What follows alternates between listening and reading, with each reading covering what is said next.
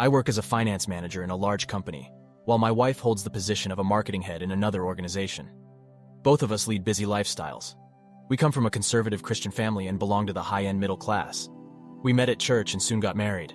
With my financial expertise, I made some wise investments that brought me substantial profits. My wife also earns well, but she has developed a taste for a luxurious lifestyle and tends to spend most of her salary on expensive items like branded bags, shoes, and designer dresses. Each of these possessions holds a special place in her heart. Moreover, she is set to inherit a significant sum of money from her parents. We made a joint decision to renovate the house that I had purchased before our marriage. While overseeing the renovations, the contractor asked if I wanted security systems installed, and I agreed. However, I requested that the cameras be placed only on the exterior of the house. The security system included features such as motion detection notifications and automatic recording during specific times or when movement was detected. I also had access to the live feed on my mobile device, and the data was stored in the cloud for 30 days. Although my wife knew about the installation of cameras, she was unaware of the live feeds or backups. As the renovations progressed, the contractor took a break while we deliberated on the interior designs. During this time, I decided to test the security system and check the live feed. To my surprise, I noticed an unfamiliar car in the driveway, despite my wife being supposed to be at work. Curiosity got the better of me, and I immediately called her. She answered after several rings, and before she could inquire about my call, I questioned her whereabouts. To my surprise, she told me she is at work. My intuition told me that something was amiss, so I continued to monitor the live feed.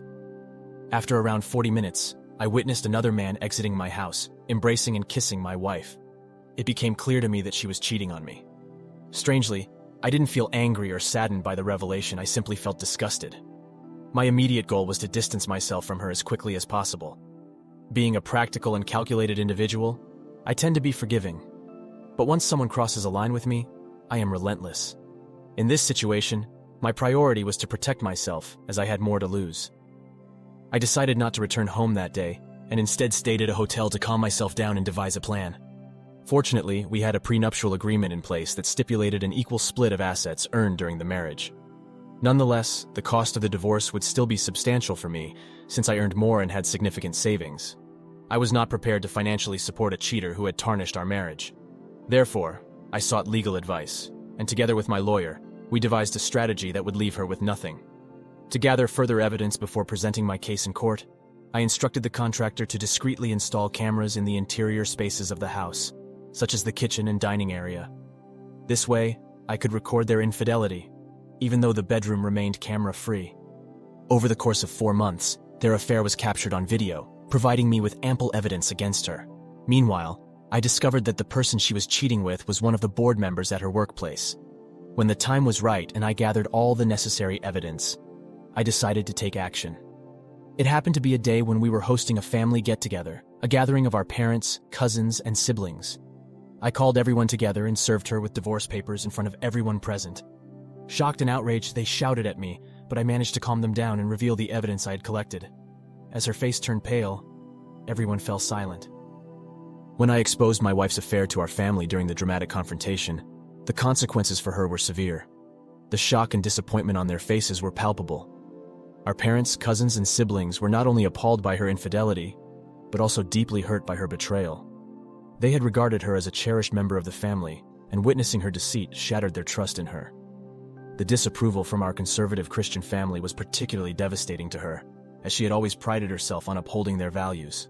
Her parents, overwhelmed with a mix of anger and sorrow, immediately apologized to me on her behalf and publicly disowned her. It was a swift and firm decision demonstrating their complete withdrawal of support. Along with their disownment came the declaration that she would not receive a single penny of her anticipated inheritance, which she had counted on to maintain her lavish lifestyle.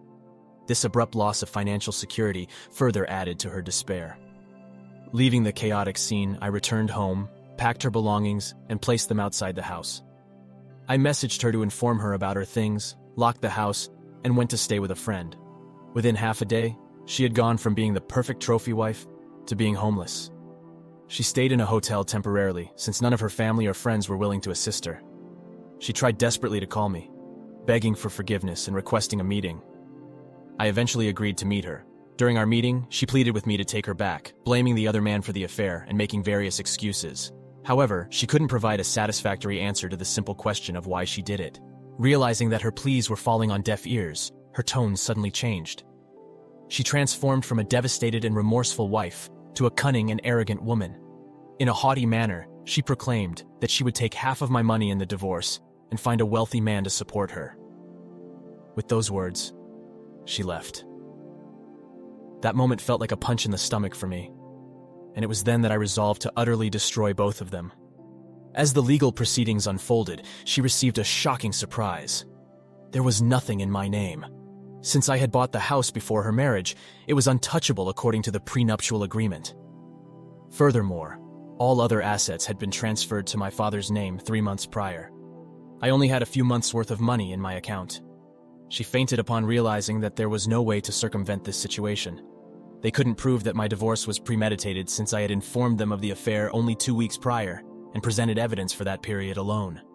Additionally, their attempts to prove that I had accessed the CCTV footage more than a month ago failed since the backup files were automatically deleted after 30 days. However, I had those recordings safely stored on a flash drive with my lawyer as a backup.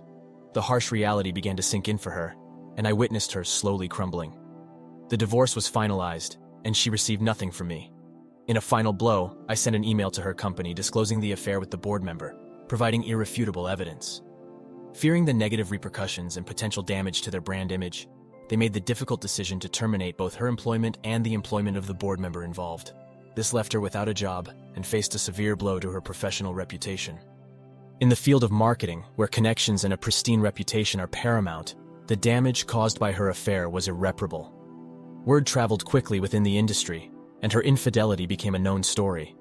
Potential employers, weary of associating themselves with someone whose integrity had been compromised, were reluctant to offer her new job opportunities.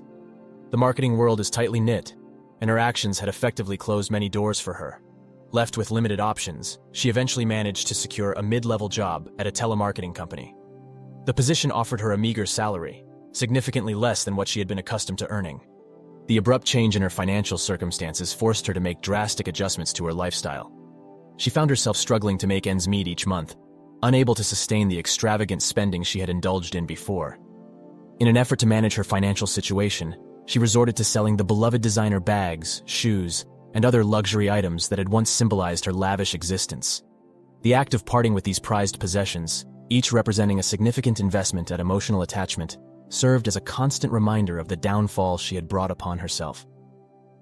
As for me, I put the house up for sale, fetching a price higher than the market value. I took a month-long break from work, traveling during that time. Upon returning, I switched companies and began seeing another woman. Now for the top comments. She had the nerve to question why she was being served, like she hadn't been cheating for months prior. Then she had the nerve to threaten OP because she knew she wasn't going to get her way. She deserves every bit of what she got. Wow, OP, you handled everything well. I hope she learns her lesson. Cheating has no good benefits, people. Her parents are well-principled. They knew she was wrong, and they did the right thing. I wish you well, OP. Thank you for taking the time to listen to today's story. Please like and subscribe to get notified when a new video is released. Take care.